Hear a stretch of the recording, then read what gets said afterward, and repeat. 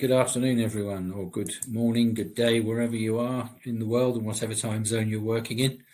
I'll just wait a few seconds more to allow a few more people to join us, and then we'll commence the webinar.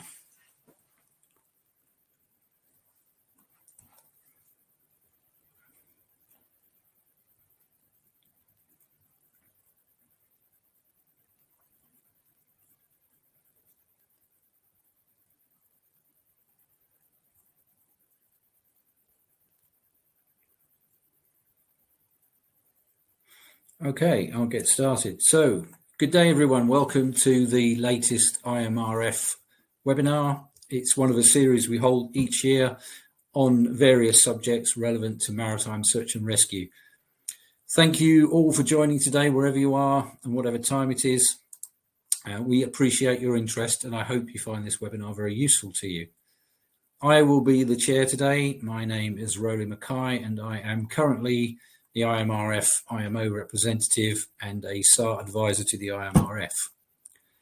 For background, before this role, I worked for 30 years in the United Kingdom's Coast Guard Service. I did 12 years as a MRCC SAR coordinator, and then 18 years in various roles and grades in our headquarters in the UK in SAR administration. I was also the UK Maritime member on the SAR Joint Working Group for 9 years from 2009 to 2017. Today's subject is the ICAO IMO Joint Working Group on Harmonisation of Search and Rescue, to give its full title, commonly known by those in the SAR industry as the SAR JWG. It's a joint international civil aviation organisation and international maritime organisation working group, and the presenter today will hopefully give us some background to this cooperation. Our esteemed presenter today is Mr. Dave Edwards of the United States Coast Guard, who is chair of the ICAO IMO SAR Joint Working Group, so he knows what he's talking about. Before Dave speaks, I will briefly give a presentation on some of the work of the IMRF and some of our intentions in the future.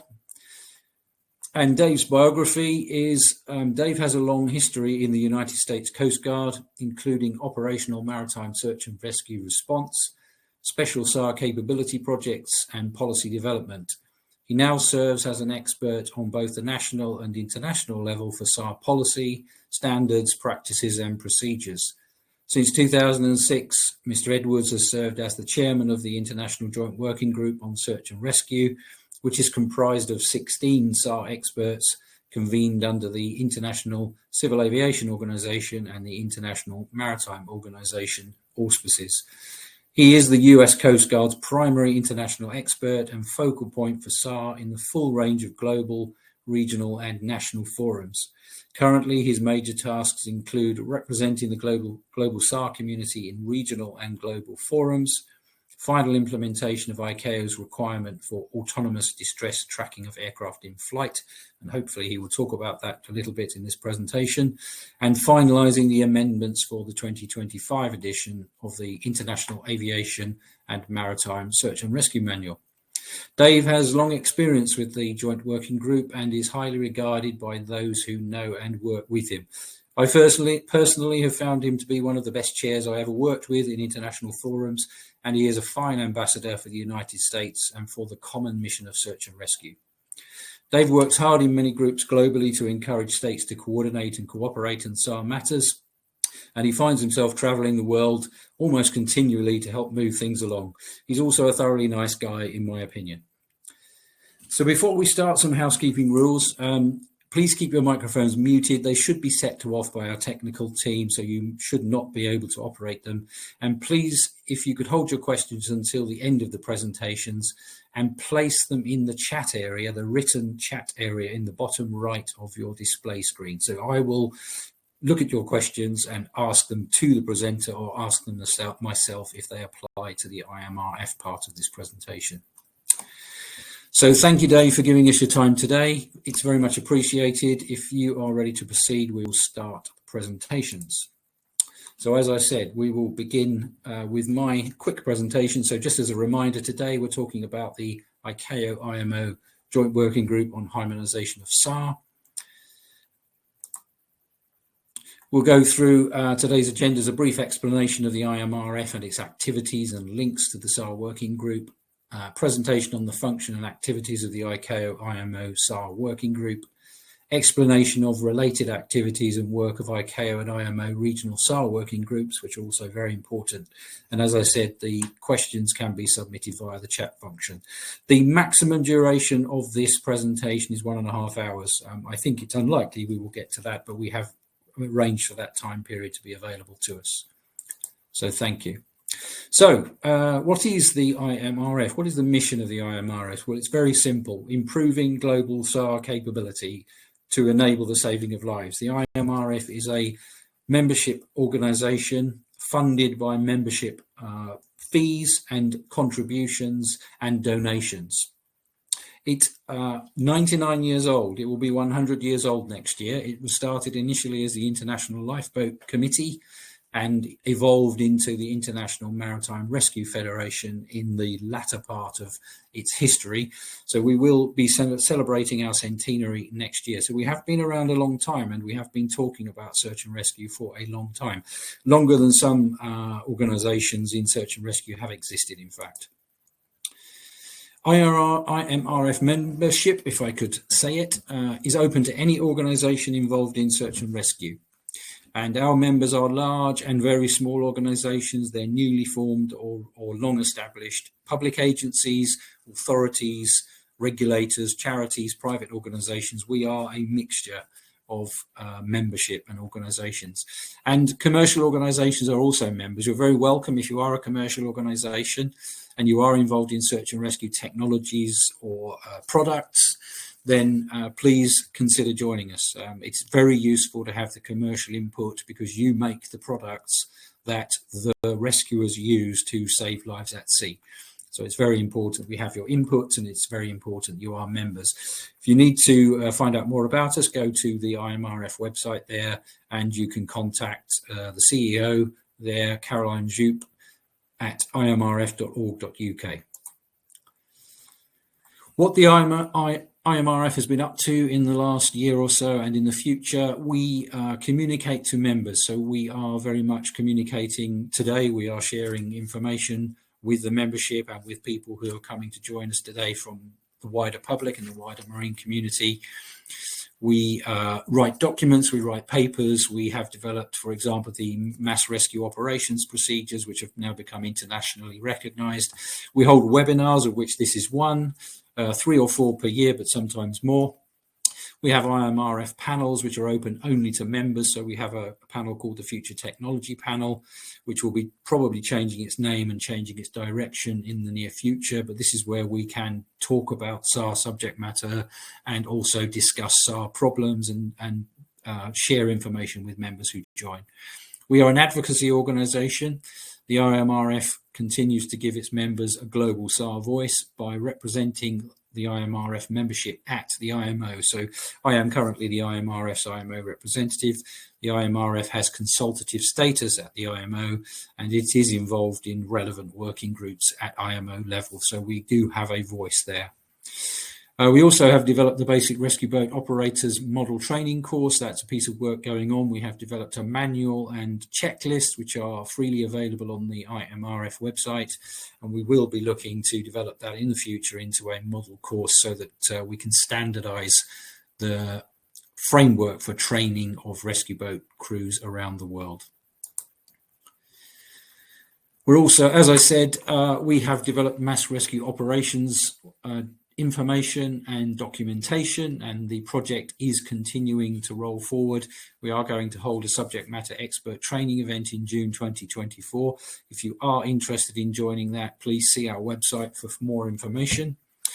We have an annual IMRF meeting every year. This year it's in Horten in Norway in November 2023. Well, this year we had the World Maritime Rescue Congress, which is every 4 years. That was in Rotterdam. The next one will be in 2027. We have a project for women in SAR, and training events are going to be arranged for that. We have already done some work in that area, but further training is coming down the tracks. We're working on enhancing SAR capability, particularly so in Africa. So there's been a program of training activities there in the past 2 or 3 years, and there's further work with another working group in Africa this November. And as I said, we're going to be represented in Cape Town in November this year. So that's the quick run through for the IMRF. As I said, if you are interested in joining us, please look at our website and get in contact with us. And if you are a member, please continue to support us, and I hope you enjoy the rest of this afternoon's presentation. So Dave, over to you. Thank you very much. Thank you, Rolly. I assume my voice is coming across. That was a wonderful personal touch Yes. you added on to my introduction there. It makes me want to blush. So thank you for your very kind words. And Rolly, many thanks for this opportunity to join the IMRF and its engagement with the global community listening in. I appreciate the numerous people listening in. You and I, Rolly, have a long history of working together, and it is highly rewarding to know that we can continue our efforts together for search and rescue. I trust that my short presentation, 11 slides, will create a lot of informal discussion amongst all of us. The slides are just meant to give you ideas of what type of questions you may want to put into the chat box. I can only guess what is of interest to you.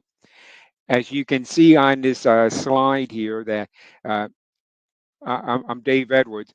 I'm actually from the United States Coast Guard, but over the years, my job has evolved into where I essentially speak on behalf of the global search and rescue community. And my government gives me great freedom in this to represent the world, not just the United States. And I'm chair, but it's because of the people who participate in these meetings that really we move forward so well. It's the International Civil Aviation Organization, ICAO, I may say sometimes to keep it short, and the International Maritime Organization, IMO, which you are in pretty much familiar with. It's a joint working group on search and rescue. So it's ICAO stroke IMO JWG. I hope I just say joint working group, not JWG, because I realize many people have English as a second language. So hello to everybody from around the world. And what I have here are the 4 points that I will quickly go through, just like I said, to stir up discussion. The IMRF and JWG collaboration in the past and future, overview of the joint working group, overview of the global SAR system. I don't assume everyone is fully aware of the existence of 2 separate global SAR systems. And at the end, your opportunity for two-way discussion. Questions anytime, but Rolly controls. And I guess the process is put it into the chat box so we don't have any disruptions as we move along, and they can be addressed at the end, which I hope most of the time is spent addressing what you want to talk about. So the IMRF and Joint Working Group collaboration. We have a long history, and I trust a great future working together. I don't put any specifics there because I just want to put some words in here. This is a thought to get across to you. I should note that the JWG has worked with the IMF for many years. I don't know how many of you may remember Jerry Keeling. And then there's David Jardine Smith, who I believe is still working. And there was Udo Fox. He has been in and out of working with the JWG for quite some time. And more recently, Ms. Caroline Jupe at Joint Working Group 29 held 2022 in London. And now we have Rolly Mackay. He has been to the IMO meetings. He has been in the JWG. He has been a force of great progress for search and rescue, and especially in the International Aeronautical Maritime Search and Rescue Manual. So I greatly value his contribution to improving SAR capability around the globe, and as I just mentioned, the IM-SAR manual. I believe it was the IMRF that inspired Germany to host Joint Working Group 17 in Bremen in 2010. Udo Fox was the driving force. The IMRF website and email are listed in the International Aeronautical Maritime Search and Rescue Manual. I will normally call that the IM-SAR manual. So your website is in there as a source of information, and especially for mass rescue operations. And I look forward to working with the IMRF at the next Joint Working Group meeting being held 6 through 10 November 2023 in Cape Town, South Africa. And I am delighted to hear that you will continue into the next week with the IMO organized regional workshop down there. IMO is bringing all 5 regional RCC shops together down there, 2 to 3 members from each regional rescue coordination center, I should say, from the 5 regional rescue coordination centers to regain focus on progressing search and rescue throughout all of Africa. Overview of the JWG. I will just make some very short comments there, and you may all have other particular questions that have been in the back of your mind. Rolly already mentioned we have 16 members. That includes the chair.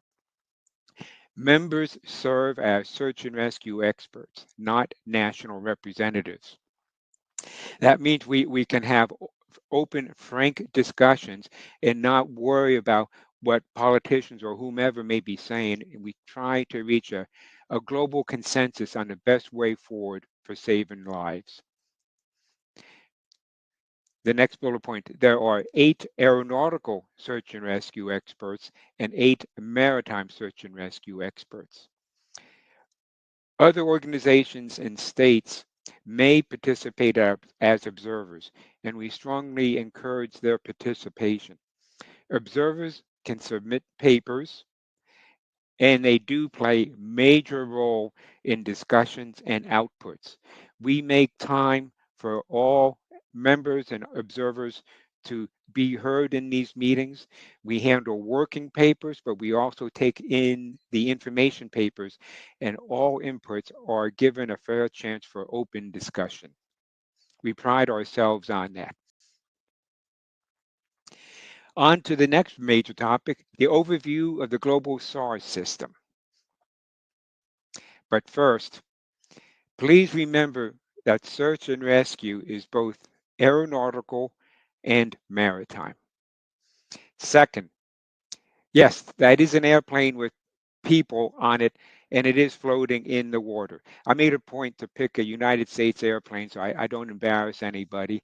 And it was an Airbus. It was amazing that it floated down the river and the people were able to get out on the wings. So it says a couple of things about airplanes nowadays, that airplanes can ditch and they don't automatically break up and sink immediately, and there can be survivors.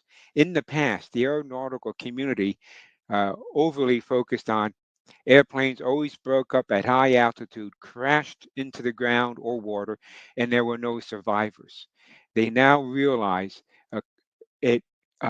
many incidents around the world, maybe not every year, but sometimes 2 or 3 a year, where an airplane, a large airplane, will go down and there can be survivors. If nothing else, we still need to search for the location to see if what debris remains, human remains may be recovered, find out what caused the accident. Following up on the airplane being in the water there, aircraft can assist in search and rescue or be a search and rescue incident. The next statement there is meant to focus on the national authorities within governments who are responsible for providing search and rescue services. It's the idea of harmonize aeronautical and maritime SAR services. Their agencies serve your country.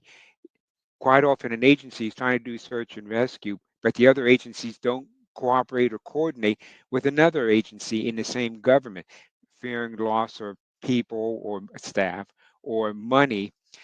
But it's the nation that has the obligation in the international community looking at it for providing search and rescue services.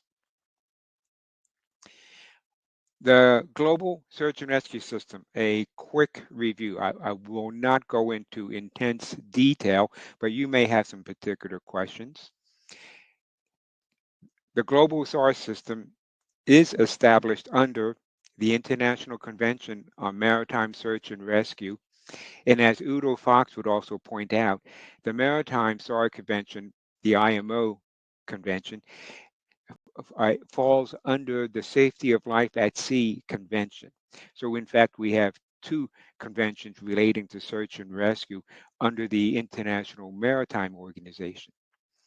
When we get to the next bullet point, Convention on International Civil Aviation, in particular, ICAO, International Civil Aviation Organization, has 19 annexes to implement its overarching international convention. Annex 12 is search and rescue. There is a dedicated search and rescue annex, and it's often referred to as the SARP, Annex 12 SARP. Standards and recommended practices. I think that's a real fine phrase for us to always remember. The standards, the shalls, and the recommended practices. Practices and the shoulds that we should be doing.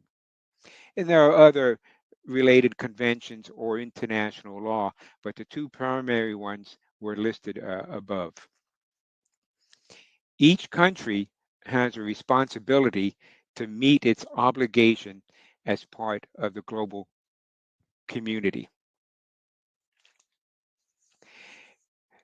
Each country should develop SAR services individually, as a state, or in cooperation with other states.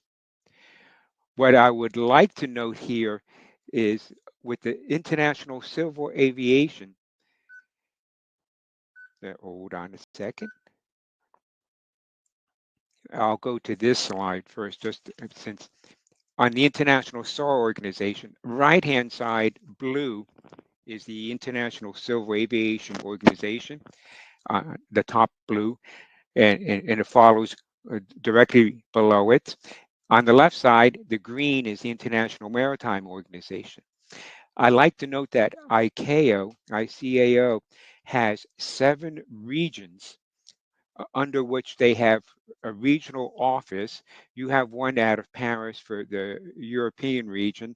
There's the Middle East, there's Asia Pacific, but the key thing is not to remember the names, but they have 7 regional offices, and under them, they typically have a search and rescue working group or task force that meets annually.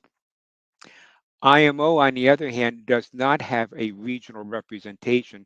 They have their annual meeting in London, the IMO headquarters in London, under the Navigation, Communications, and Search and Rescue Subcommittee.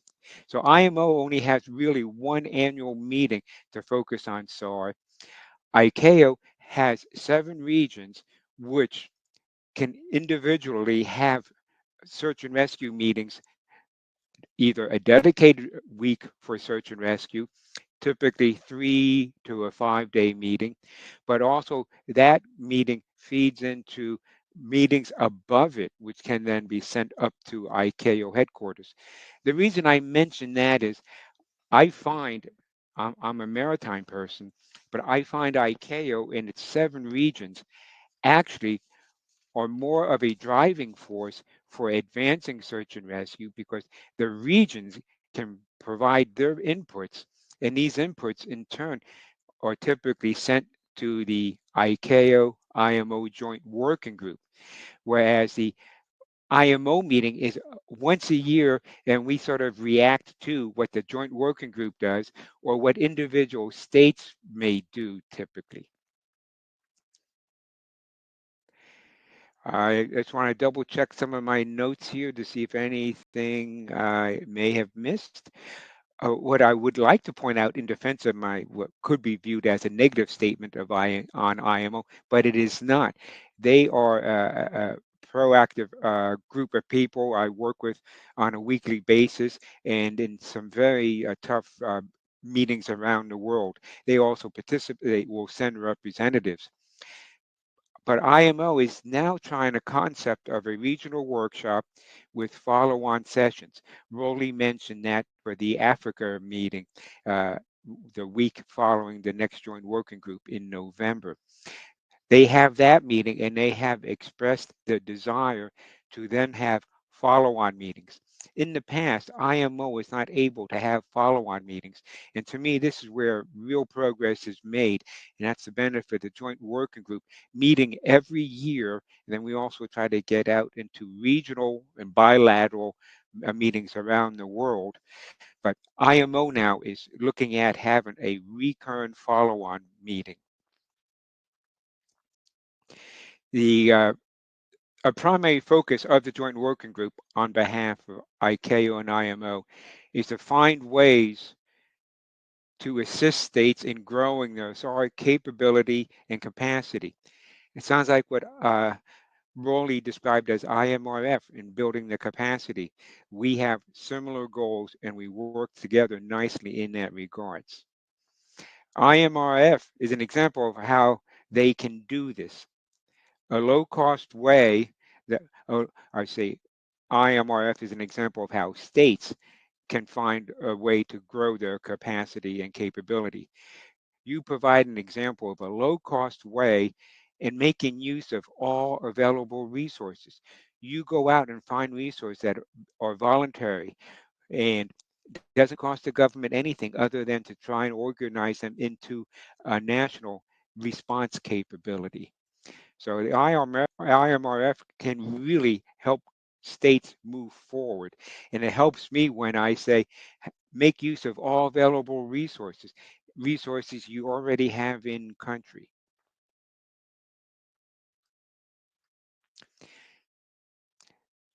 Or I should go back there. What I would want to point out is that under ICAO, you see in the blue bottom right-hand corner, they have regional air navigation plans. One of the parts of it, I do believe part 6, used to be part 5, is search and rescue. On the left-hand side under IMO, they have a global search and rescue plan.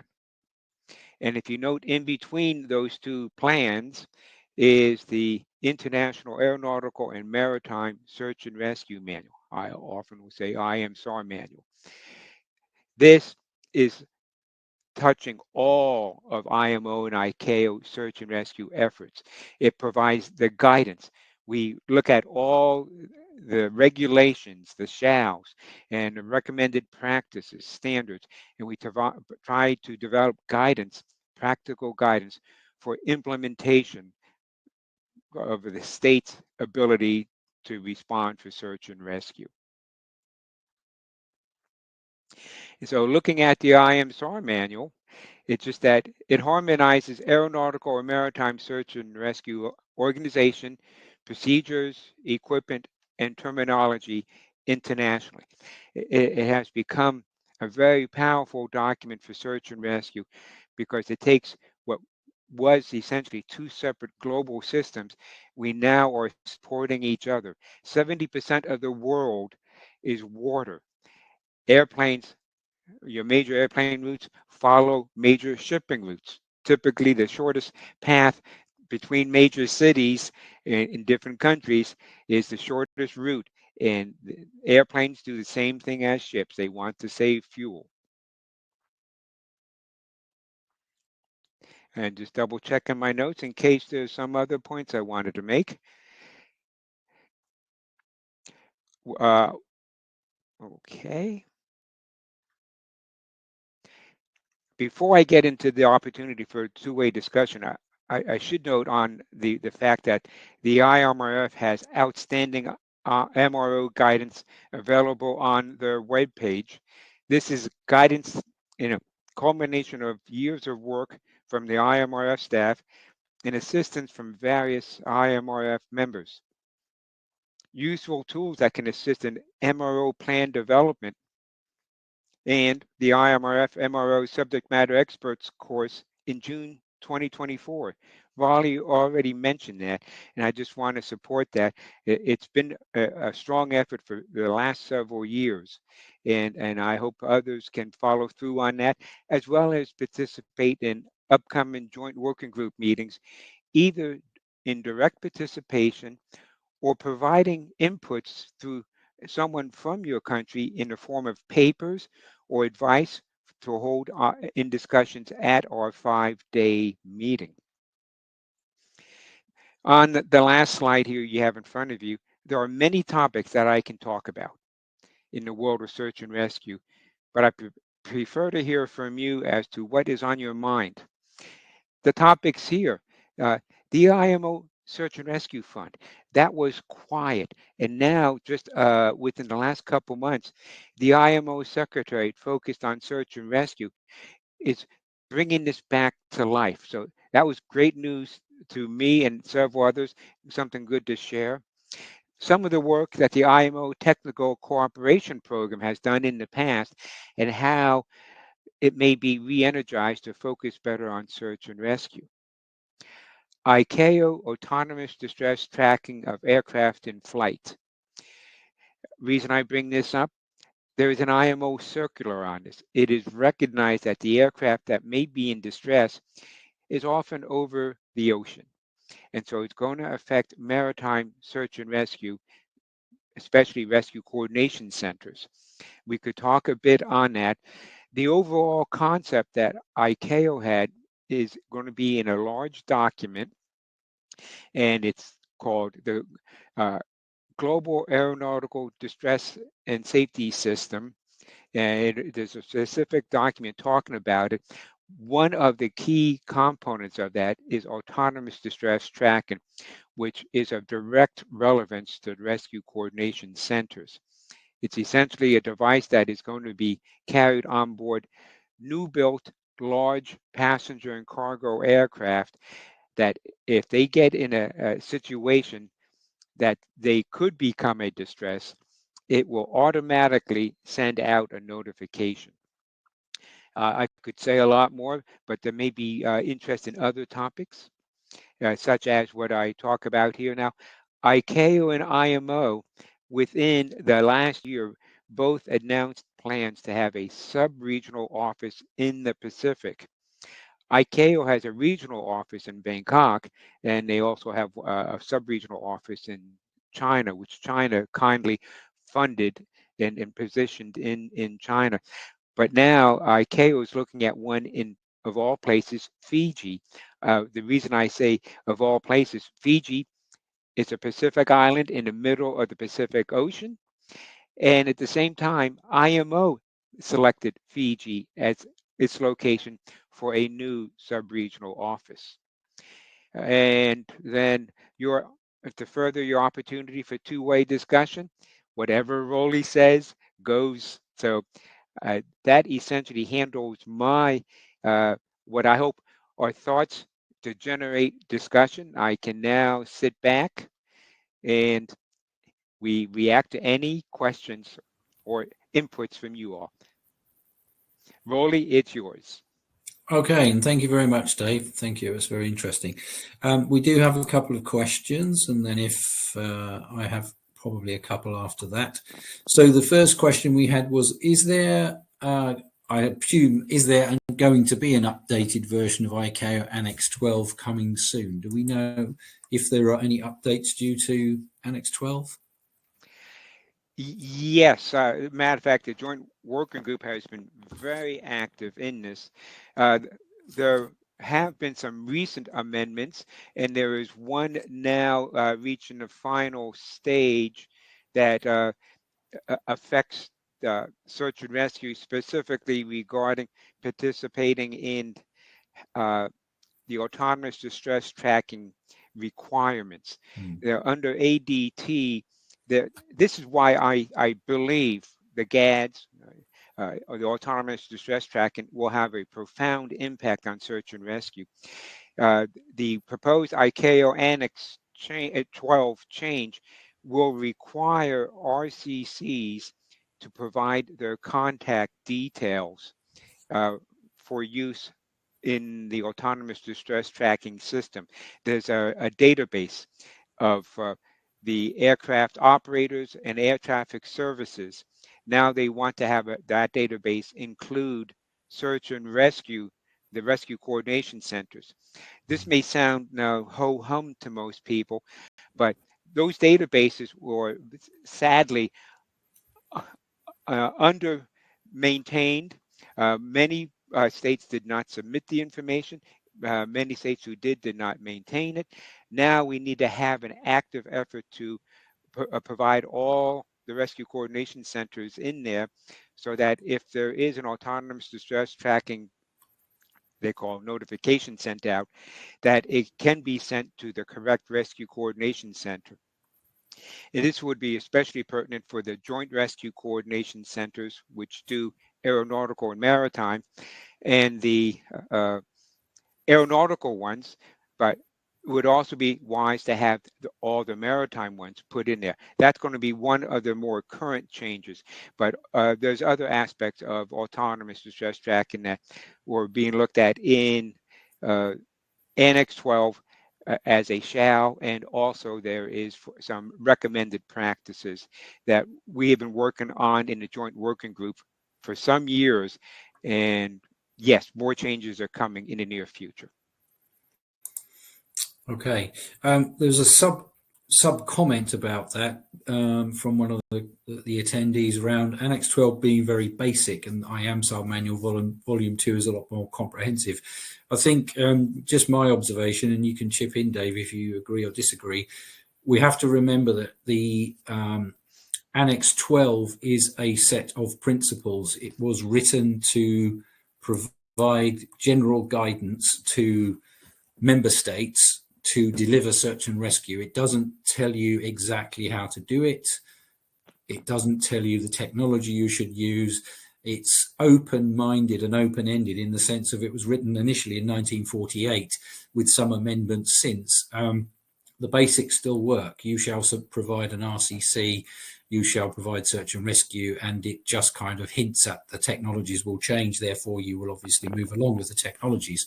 So one of the useful things about Annex 12 is it doesn't easily go out of date. It doesn't become obsolete quickly. It is principles, and in many respects the same as the IAMSAR manuals. It is principles which you can follow as framework nationally, and you can add technology and processes as you see fit. You can have the highest possible technologies and as many rescue boats as you want if you wish to, but there are basic principles, and I think that's the point about Annex 12 in particular.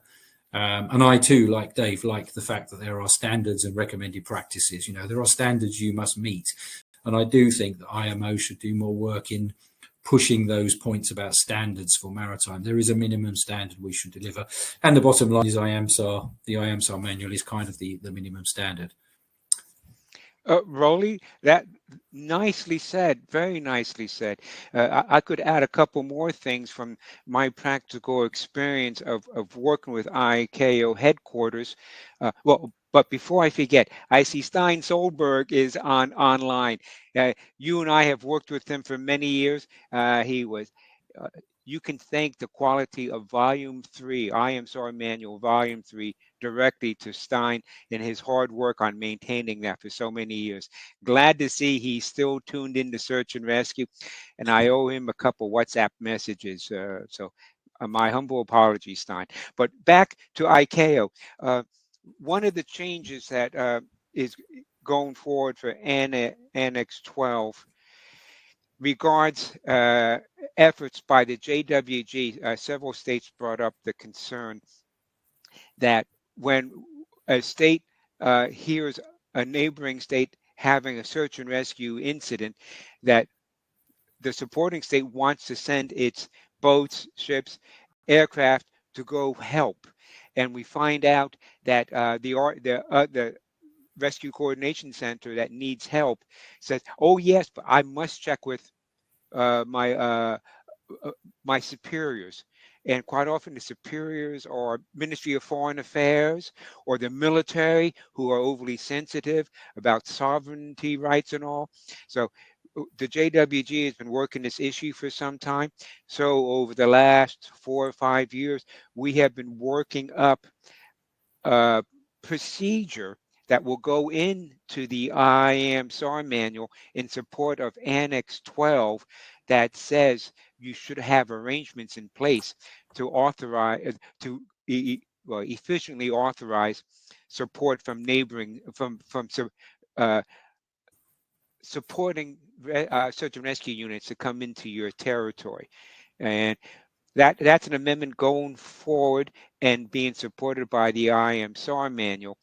Uh, But this is years in work. The problem ICAO and IMO both have is if they want to add anything to their existing guidance, it needs to be essentially adopted by all the states in the world. And so it can be a long, ugly process of creating an idea and then trying to get it through the inner workings of IMO headquarters, ICAO headquarters.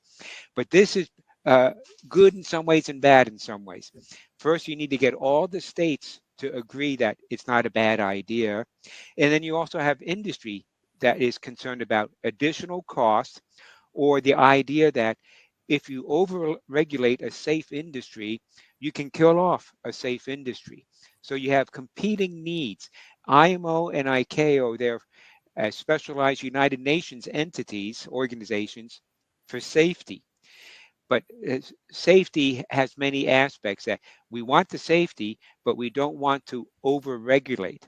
And so states can often slow things down and hopefully make the regulation better.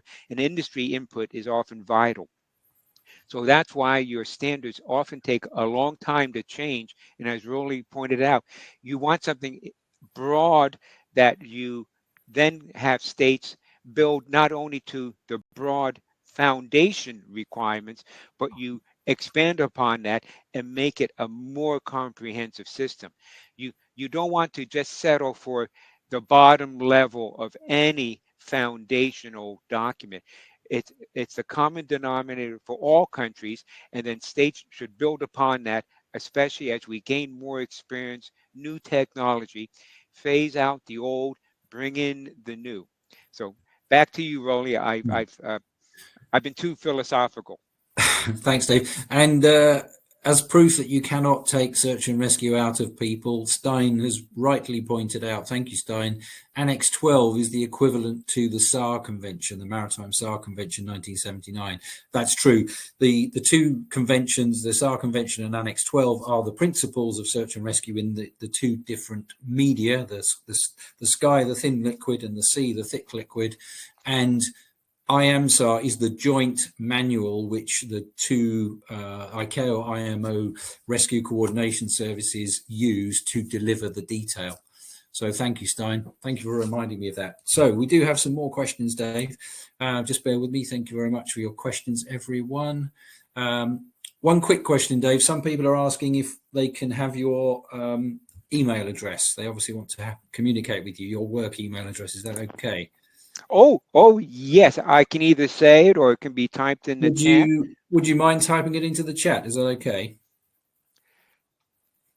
Should be in the bottom right there. You should be able to type and then press the blue arrow.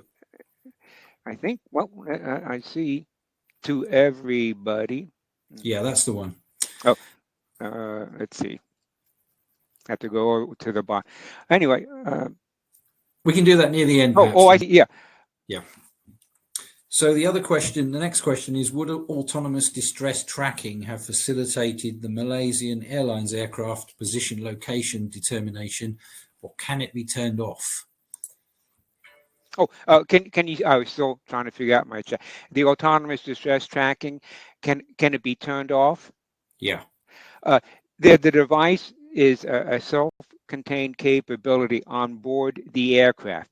It can be triggered one of two ways, either by the flight crew doing it, and the other way is by there are automatic functions. There's some algorithms for distress conditions that could activate this device. And whichever way the device is activated is a way it is turned off. So if one of the four triggers uh, turns the starts the ADT device to send out notifications, it can only be turned off when that condition is fixed and the airplane is flying normally again. If the flight crew turned it on, it can only be turned off by the flight crew. There is no external means to get to that device to turn it on or off.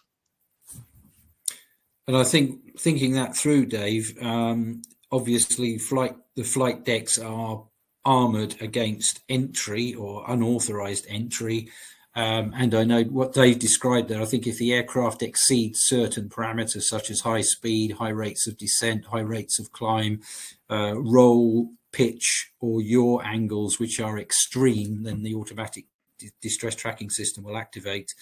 And obviously the crew can activate it, but I think there's no external access. I think they're meant to be armored, protected against anyone taking panels off inside the aircraft and trying to get to the equipment. But obviously if someone can get onto the flight deck, then of course it could be switched off, but you can't protect against every scenario. But currently all flight decks are locked from unauthorized entry and armored against unauthorized entry. So that should make it more likely that an aircraft that gets into danger or into unusual situation will be tracked immediately and continuously. And for anyone who needs it, there's Dave's work email there if you wish to contact there. And Jean Hood has said the Airline Ops Center can also remotely activate the ELT. I believe that's true as well, yes, because the part of the process is that the operations receives the alert and they determine if it's a false alarm. And then if it's not a false alarm, they can then communicate with the air traffic services, who can then communicate with the rescue coordination services. And that's work that is underway to ensure that that process is seamless. Another question for us, Dave. Before I forget, Yeah, let's say the Airline Ops Center can also remotely activate the ELT. Okay, two things to note here. The Airline Ops Center, that's unique to the airline company. That's so, be it Lufthansa, KLM, British Air. So that's the operation center there. So not all operation center may want to do that. And if they're doing this to the ELT, this is different from the ADT device carried on board aircraft. Right now, the ADT device is not really going to be available to be activated other than by what the four primary triggers on the aircraft or the aircraft crew. And Rolly, you did a nice job on those four triggers. They could be summarized as the loss of altitude, either sharply rising or sharply coming down, potential impact with terrain, total loss of thrust, and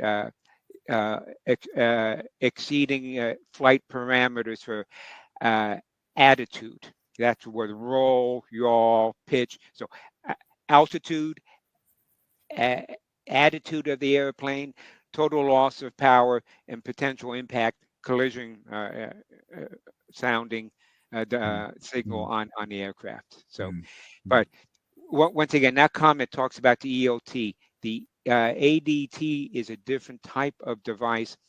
The most popular one now that are flying in airplanes. They're testing them out now. They're on the verge of being operationally used now, is the ELT DT through the Coast Guard SARSAT system. We could talk a lot about that. That appears to be the one being installed on Boeing and Airbus airframes now. So back to your question, Rolly. No, that's fine. Yeah, the next question is from Irene. I hope I've got that right. How does ICAO IMRF involve young professionals in their working groups? I just wonder there, Irene, how is that ICAO IMO involve young professionals in their working groups? Is there anything going on that you know about, Dave, for young professionals to become involved in the working groups and be, I suppose most countries will mentor their senior people will be represented, and they will bring younger staff along to train them, to hand over to, and they will take over in their careers, etc., that sort of thing. That's a thought-provoking question, and you gave to me the most intelligent response. Now I can try to be semi-intelligent here. I do know over the years I repeatedly see ICAO and IMO both reach out, trying to have programs to engage young professionals into the aviation and maritime communities. Periodically, both those communities suffer lack of new people coming in to take long merchant vessel sailings around the oceans, or having to work too hard as a pilot on an airplane. So they often reach out.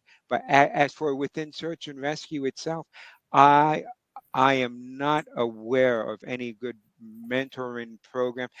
Maybe after we hang up here, I'll think of something that I wish I had said. But yeah, check with your aeronautical or your maritime authority that may be working with ICAO and IMO. Find out how you can begin working with them. Or, for example, the joint working group, the only limitation we have on observers participating is the size of the room that the host provides. So like now with Africa as an example, we have a limitation maybe of 50 people. But if this young professional wanted to come to the joint working group meeting, if there is space in the meeting, you check with the person who is going to this meeting and get you registered. But also, there are many panels and working groups in IMO and ICAO that don't necessarily reach out to search and rescue people, and they should. So I don't have any simple answers. As far as I know, there is not an organized program for search and rescue mentoring professionals to be grown within, other than your national effort. But that's something maybe someone can bring up at the joint working group meeting to get us thinking. I think I'll just make some comments there, Dave. It's important that for people who join the working group, the SAR working group in particular, my experience, and for SAR in general, if you are engaging in policy level activities, you do need to understand the system. So it is very helpful to have been on the front line, so on board ships or on board aircraft. And then if you're dealing with SAR, having some expertise or some experience in search and rescue, either as a SAR unit crew or commanders, air or sea, and or MRCC experience, because then you understand how the system works. You understand how the policy is generated, the difficulties of policy, the technologies involved, how the technologies work across the globe, the global system, and down to the detail of how rescue units operate and why they do things the way they are. Because then if you are working in those working groups, you will then be able to take a holistic view and a systemic view, because SAR is a system with many, many components, and you need to understand how all those components connect up. And you do need, for those of anyone who's done systems thinking, training, education, it is a very complex system, and you do have to apply systems thinking to it, because one component being changed can impact so much. And we've had that in the working group over the years. Changes to components or procedure can have considerable effects. You have to work it out. So you do need some experience, I'm afraid, and you can only gain that by working. But as Dave said, what I have seen often is when a meeting is in a certain country, there may be some observers from within that country because they are nearby, they work for a government agency or whoever, and they're able to attend and observe in the room. So that's where we tend to see younger professionals coming along when they're invited, when the meeting arrives in the country, tends to be people from that country that come, because the costs of sending people around the globe on airlines and with hotel costs and everything else is quite considerable. But that's not to say that some countries won't do that. And we do have to bring younger people along. We have to, like we started out somewhere when we were younger, we started out at the front line and we ended up, where we are today. But that's just a sort of general explanation. I'm just looking at the questions here, Dave.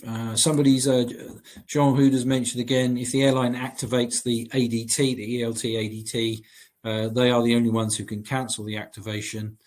And also Adrian Lee said, if the pilot wants to intentionally defeat the signal, as in Malaysian Airlines incident, then it's still possible despite the ADT. So if the crew can switch it on, but then Jean says ADT is supposed to be resilient to human interference. Pilot intentionally turning everything off.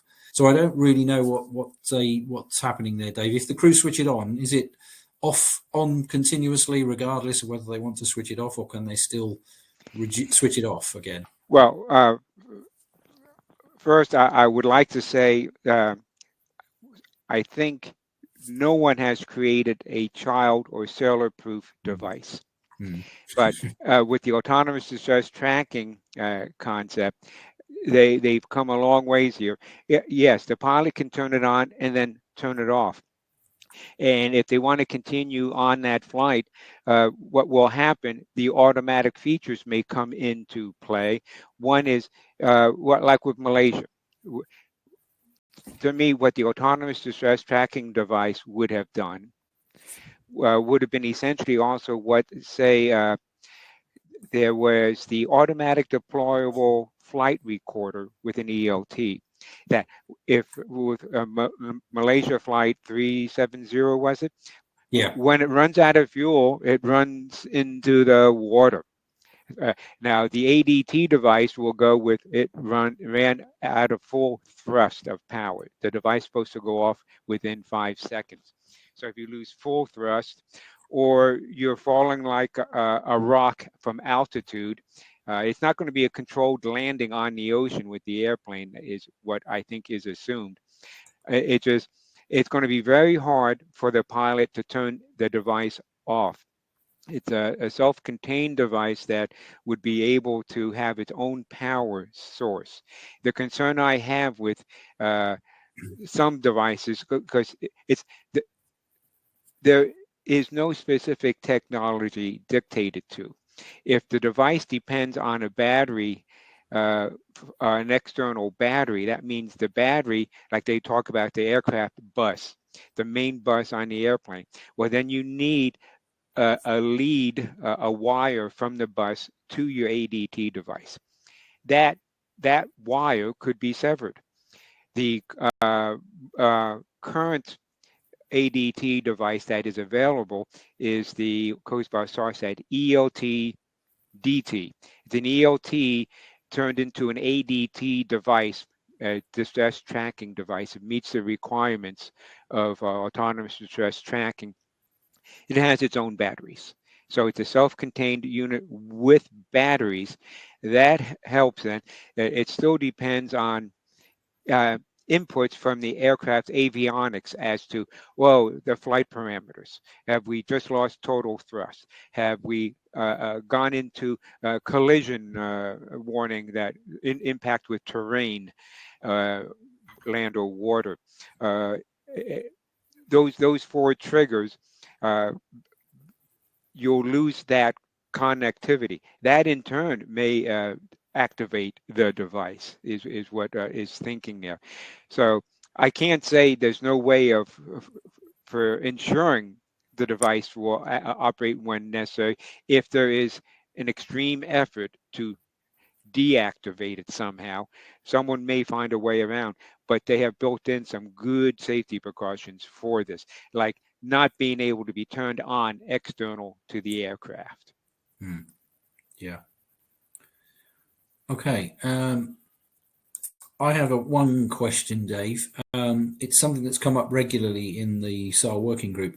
What advice are we giving, or are we trying to give to developers and manufacturers of technology when they are designing new SAR technologies, particularly for communications and alerting and locating devices? Because I know one of the debates that was had years ago was that the speed of policy making is slower than the speed that people invent things and develop technologies, and particularly nowadays the speed of technological advance is extremely dramatic, and trying to keep up is very challenging.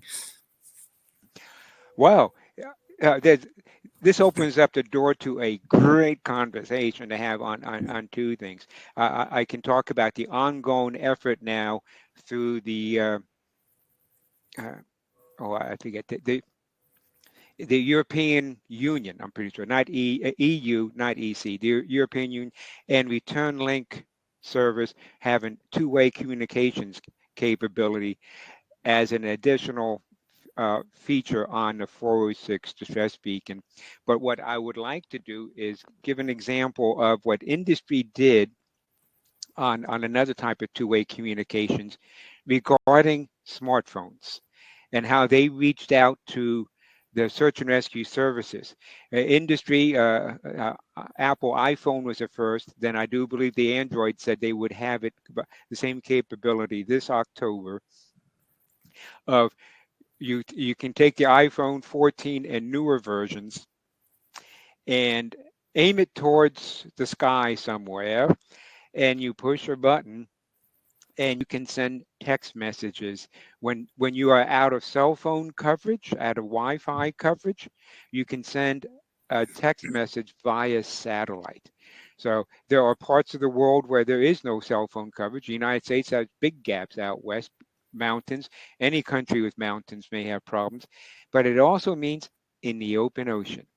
So the company came up with this great feature, and before they advertised what could be done, they talked with search and rescue services saying, we have this feature, we're going to put it out there whether you like it or not. Essentially, they were being polite, and it said, how can we work with you to make sure that it does what we want it to do, doesn't cause problems for search and rescue services, and it continues to make Apple look good because they anticipated concerns that the end user would have, or how the end user could mess it up or could misuse it. So the idea is they worked with the satellite company to be able to send a signal from the phone, and it goes back down, and they set up their own way of that. Either they would have an operations center that would handle it, or they worked with the country to say, do you have a national alerting service? The United States has 911. Other countries have other means that there is a national or regional system within the country that a call to the police or emergency services, hospitals, ambulances, go through a designated answering point. It's a safety answering point. And so industry reached out, said, we have this capability.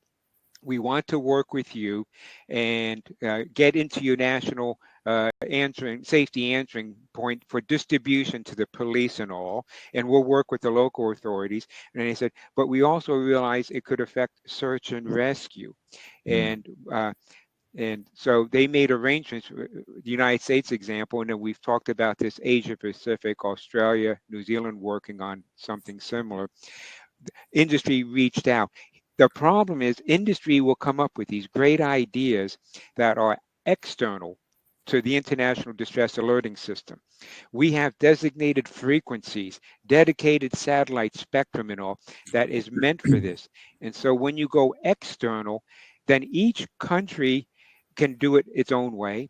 Each company can do its own way, and there's no national or international cohesion. So if you travel in one country, it may work, but the next country it may not work. But the people who travel around the world may think it's a global service, and it is not. So great, yeah. But yeah, how do we speed up IMO, ICAO, and your own national authorities? Good question. That quite often you have to convince them this is something that we need to do, and also to make it a priority amongst themselves, or they need to have the staff to do it. Yeah.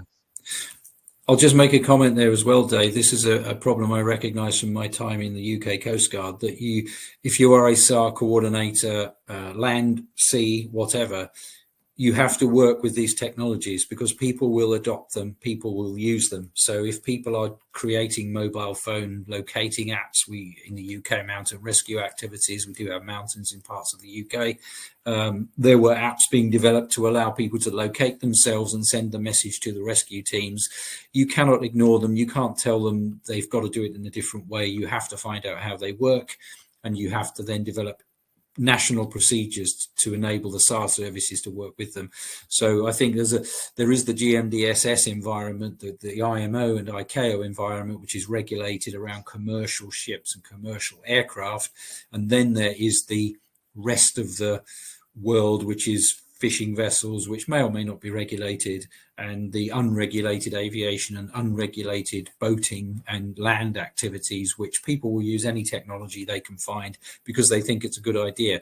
And so, as putting aside the IMO, the ICAO IMO working group for one moment, as a SAR service, if you are in a SAR service in a country, you have to keep your eyes on the horizon for these technologies coming along and making sure you work with them. And if you identify a technology which doesn't appear to be being talked about in the ICAO IMO working group, then bring it up with a paper, because other people may not realize it's coming along. Often I think the working group does find out about things simply by people talking about it in the working group. So just keep horizon scanning.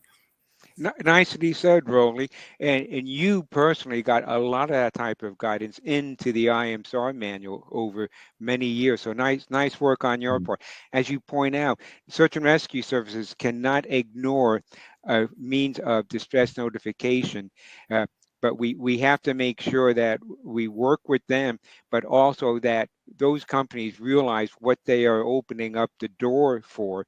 Because if they don't handle it properly, if they market it as a great solution for search and rescue, and they don't properly handle it themselves, they are the ones who lose their reputation and lose their business. Yeah. As you say, we can't say no to any means. The International Code of Signals says any means to gain attention, but it has to be reasonable for people to know that someone will respond. Yeah. Yes. Back to you, Yeah. Rolly. Yeah, thanks. I'll ask one more question, Dave, and then if no one else asks one, I think we may draw a halt. How is maritime autonomous surface ships affecting the working group? Is there a conversation started about maritime autonomous surface ships? So the IMO calls autonomous vessels, remotely operated vessels, or fully autonomous vessels, which are coming along as the future goes ahead, MASS, MASS. And there are going to be SAR implications for that, undoubtedly.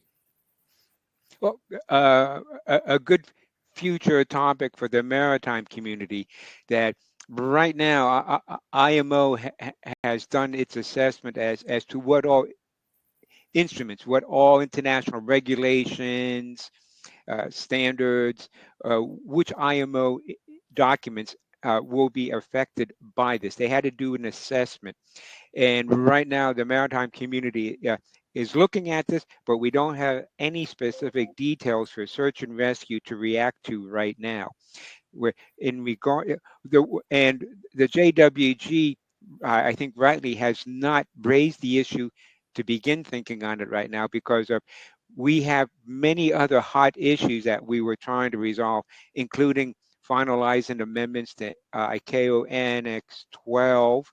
There are many things going on for the IMSAR manual regarding autonomous distress tracking, impacts on maritime and aeronautical search and rescue. So there are many things that are of time criticality that, like ADT now, is airborne. And we need to have guidance in our manual updated, which was for the last the 2022 edition of the IMSAR manual. But back to MASS, that I see that maybe next year we will have a debate on that. IMO has not moved forward enough to say how it directly affects search and rescue. I was in on the early discussions for search and rescue. They have either 4 or 5 categories of what they mean by autonomous.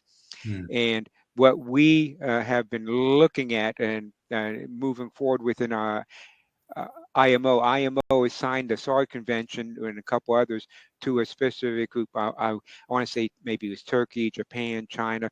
I was not directly involved in all the discussions on that, but they are looking at it, seeing what type of impacts it could have on search and rescue. The focus we kept emphasizing is it's whatever category of autonomous vessel you have. It's either that there's a small crew with some automated functions down to the craft is completely automated. There is no human on board, and in between maybe say the master is on shore, like you have your aircraft drones. The master could be on shore. What we focused on SAR is saying search and rescue is saving of lives, not of property. That the tracking of these vessels or whatever is a responsibility of the owner, the company of these vessels. If there are no people on board, search and rescue should not be responsible for trying to salvage or assist a totally autonomous vessel. But we are waiting to see what type of information is decided upon by IMO before we move any further. Okay. Okay, well, I see no further questions in the chat there. So we've been going just slightly over an hour, which is a good time, I think. So I think we will draw a line under that. So Dave, thank you very much again. We really, really appreciate you doing this. I know we had to play around to get the technology to work, and I think Dave may be working from home. So very much appreciate this, Dave. I think it's important that the work of the JWG is publicised more widely, and that the IMRF members in particular get to understand more about it, because this is where search and rescue really, the procedures and processes start, and some of the technology is developed and talked about, and then becomes the stuff, the equipment, the procedures that you use if you are a SAR unit crew in some way, or a SAR policymaker. This is where it starts, and this is where we can have those conversations. It's extremely important group. Okay, well, Rolly, I would like to say that JWG thanks you for getting us fully engaged in this, and especially all of the IMRF. We have worked together for many years, very productively, and I'm sure we need to work together even more importantly for the future. It's a wild world out there, and we're doing our best to save the people from themselves at times. And absolutely, yes. We're a critical team together. So thank you. And final words are with you, sir. I'll keep quiet. Thank you. Okay, well, thank you, everybody. Jean, sorry, we don't have a audio capability, but if you have one last comment, if you're quick and it's not too long. I see Sanji White from South Africa. She's still in search and rescue. Thank you. We may see you there, maybe, Sanji. There will, yes, I think there will be, Carlos, there will be a recording of the session. I think we're going to put it onto the IMRF website for the members, and it can be replayed. And then Dave and I can replay it so we can remember what we actually said. So thank you very much, everybody, for joining us. We very much appreciate the fact that you did. I hope you found it useful. Jean, thank you. Wanted to discuss standardization of SAR training in the RCCs worldwide. That is regularly on the agenda of the SAR working group. There is a section in IAMSAR Volume 2, I believe, about training standards and standardizing and checking your standards. So thank you very much. To come out of this meeting, just close the browser session and this will disconnect. There is no leave button on this technology. It's just click on the X at the top. So thank you again, Dave. Thank you, everybody. We may see you somewhere else in the future, and we look forward to having good conversations about SAR with you all. Thank you. Hasta la vista, au revoir.